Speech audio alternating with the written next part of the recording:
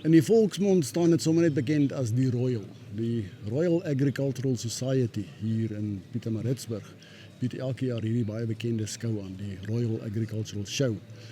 Dis sulke tyd, ons is hier by die skou, beeste, skape, bokke, pluimvee, hase, alles word hier tentoongestel en daar word natuurlik meegeding vir die hoogste eer hier op die skou. Hou Plaas TV dop vir ons terugvoer oor hierdie skou.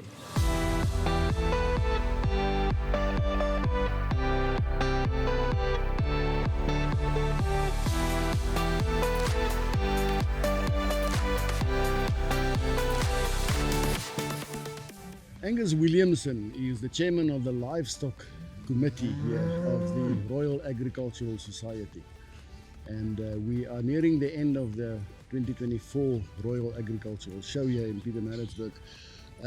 It must have been quite a task to get everything together, given that we expected this year to be already at the new venue. Yeah, thanks very much. I think it was. We've gone through a lot of challenges in the last 6 to 8 months. Last year we did say it was going to be the last show at the present venue, but the purchasers of the current venue asked us to please stay on and look after the place until the end of July, which suits us because our new venue isn't 100% ready yet. There are a few challenges that we have, but so it has worked out for everyone, and I think the fact that we changed to the new business model, how we're going to be going forward in the future, did assist us with a smaller show and more emphasis on the agricultural show. That was a talking point around, if you walk around, people talked about that. This is a smaller show, we're not used to that. We used to a very huge thing with all kinds of different exhibitions and things. So what is the verdict? Did it work for you? For us, from the livestock perspective, it definitely works. And if you look around the arena here, you will see not much difference from the previous years. It's when you go towards the halls, etc., that some of the halls are not in use. And it's what we've decided to do is go back to our focus is on agriculture. We are a Royal Agricultural Society, and going forward, that's what we're going to be concentrating on. So yes, it is a smaller show, but it is more concentrated on agriculture and agricultural businesses, etc. So from that point of view, I think it has been a success, yes. And the amount of different breeds participating this year? There were a lot less breeds. I think we only had 7 cattle breeds, and on the sheep I think there were 11 different breeds. But I think with the challenges of foot and mouth, etc., and the economy, let's face it, you know, there are a lot of challenges in the industry at the moment, as well as the elections, which were only announced after we announced the show, and we couldn't really change that. So there were a few challenges, but I think if you look at the livestock that is here, certainly in the sheep and the cattle section, as well as the goats, the standard has been exceptionally high and is on par with any other show in the country. Yeah, that was my impression as well. Yes, very high standard. Extremely high standard of livestock that is here. It's not to say that it's been diluted in quality.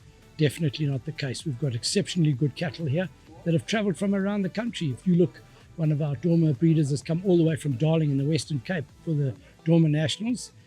So it is a credit to the society in the fact that we do put on a good show, and people have been prepared to travel from afar, as well as Williston, our regular visitors from Williston, and so people have travelled from afar, and I think in all it has been a success.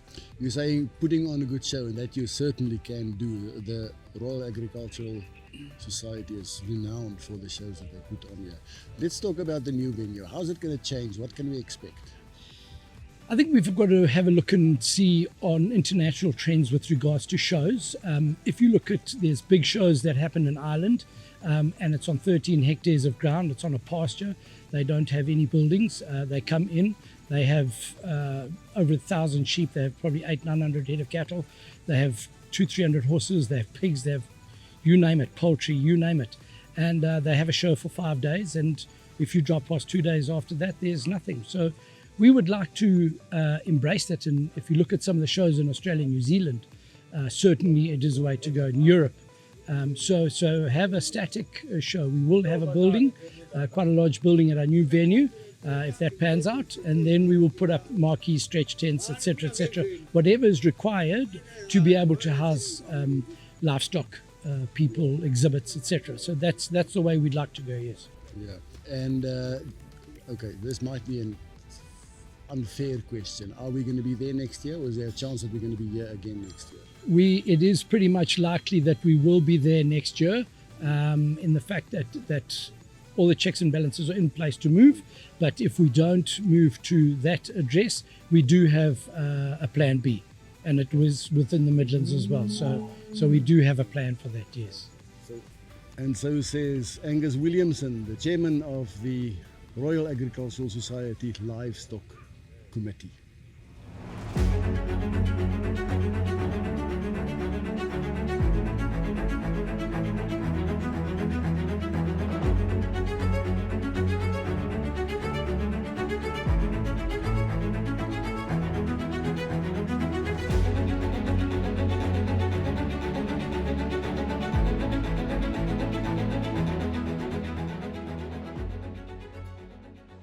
I think if I look back to when I started doing this block test auctioneering competition and doing the auction thereafter, it goes back many years, as you say, 15, 20 years. The Royal Show has done an incredible job in publicising this event, in turning it into a very exclusive event. If you look today and saw all the trophies that have been accumulated over years, the sponsors that are involved here, there's so many people that are integral to making this a success, and that have made it a success over many years. So they pride themselves in that, and we see these incredible prices year in, year out for the champion carcasses, in lamb particularly, and beef, and then pork more recently. And I think it's also a function of what the sellers, the breeders, get out of it, and what the buyers get out of it. So if I can expand a little bit more maybe on the breeding side of things, a lot of these breeders and exhibitors here have sold ram store and bull store in the past, and some of them at present as well.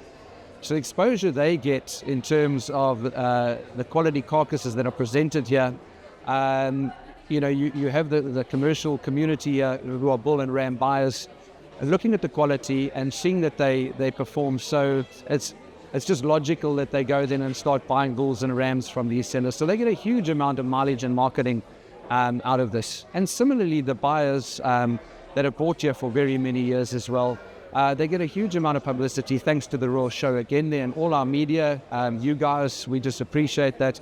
And they get that exposure. So to them, it's a marketing exercise as part of their marketing budgets going through the year. So there's a lot of synergy and common ground between our breeders and the buyers at this particular event. I think if we look back and look at the record prices that have been attained here, and it was many years ago that I got a price of, as you said, 3,000 Rand a kilogram for an 18 kilogram carcass, lamb carcass. That's a lot of money for a carcass. That is certainly not a reflection, I don't believe, of the economy at the time. This was many years ago. Last year we achieved the second highest price ever. I think that was 2,200, 2,400, and we didn't have a great economy last year, so it certainly wasn't a reflection of what's going. This is very unique. These are special animals. Guys have been breeding for them for many years. In terms of genetics, to get these lambs and these oxen ready, and also the pigs, the qualities just come on like you cannot believe. But to answer the question, it's not a reflection, I don't believe, of the state of the economy at the time. Yes, it does. I think in terms of so your question being that a few select breeders, or let's call it a small group of breeders, walked away with most of the prizes and trophies. Yes, I think one can look at it. Firstly, these guys have been coming to this show here for very many years. They understand what the judges look for, they understand what the market wants, and they're breeding accordingly, or they are selecting animals accordingly. And then it's also just, again, a function of selection pressure. So, you'll find some of these guys that brought oxen, for instance, they might have brought a group of 3 oxen, or maybe even a single, and other guys then bring, a truckload. And so there's far more selection pressure. They got far more chances, like buying, a lot of lotto tickets, I suppose, and you got more chance. But not taking anything away from these guys that have won. I think if they brought 5 animals, they'd still be walking away with the prizes because they have got outstanding genetics. And the fact that they're winning all the time is a benchmark for the exhibitors that keep coming every single year. They understand that they've got a long way to go in terms of their genetics, but that's the beautiful part about this whole exercise, the learning curve that we're trying to instill here at the Royal Show, and the takeaway that the younger breeders get from this, the experiences they get, the learning they get from the judges and so on. So it's a wonderful relationship that has been cemented here over very many years between buyers and sellers, really. Yeah. Andrew Adams is a member of the South African Fatstock Judges Association, SAFJA, and they are responsible for the judging of the on the hoof and on the hook sections of the fatstock competition here at the Royal Show. Now, Andrew, let's talk about the criteria that you use for this for judging. Thank you very much, Isaac. I think we're moving into a very nice area at the moment, and we've always been involved on the hoof judging, and we just found that we needed to add more balance to the whole competition by getting a little bit more balance between conformation and fat on the hook as well. So we've been doing that for many years on the hoof, and by adding that element to on the hook, we've definitely gone in a completely different direction, and the animals are winning that should be winning, and we're very, very happy about that. If you say that the animals are winning that should be winning, meaning that they carry more weight in the places that where they have to carry. Economically, they are more efficient. They're making more money for the abattoir, making more money for the butcher, and making more money for the farmer. The farmers that are spending the good money on the good rams and the good bulls are getting their money back, and that's basically where we're heading to. It's a balance both on the market and the producer as well as in the animal. All right. Just to explore further this whole thing of making more money, how do you see it? Is it in terms of slaughter percentage? How do you see this? We've done block tests where we measure the different cuts, the different yields between the different conformation groups, and that has really turned the page. The people are now making a lot more money on the better conformation grades, and we're seeing that. And those are, what is it, a class 1, 2, 3, 4? Correct. So mostly everyone is working with a 3 conformation, whereas even today at the Royal, we had some of our buyers paying a premium on those 3s and paying more for their 4s and for their 5 conformations, because they know that those are the better animals in the market. Yeah. Another issue of the past is the relation between on the hoof results and on the hook results. Is that coming together more now? Definitely. We're seeing that often, and it gives a little bit of a hope to the farmers that are breeding the stock. At least they've got an idea to link both of them together and seeing the results of their years of hard work. Yeah, so you can judge on the hoof, and you have a good idea that it will translate into a good on the hook carcass, because you can get lost, you can get despondent if you have no idea what the guys on the hook is doing. 100%. And with the balance, things have changed, things are different, but with the balance, we are seeing, even though you might say, well, that wasn't the thing in the past, we are now rewarding the better animals going forward, and it's going to be paying the dividends for those that are willing to invest in their animals. Thank you. Andrew Adams of SAFJA, the South African Fatstock Judges Association.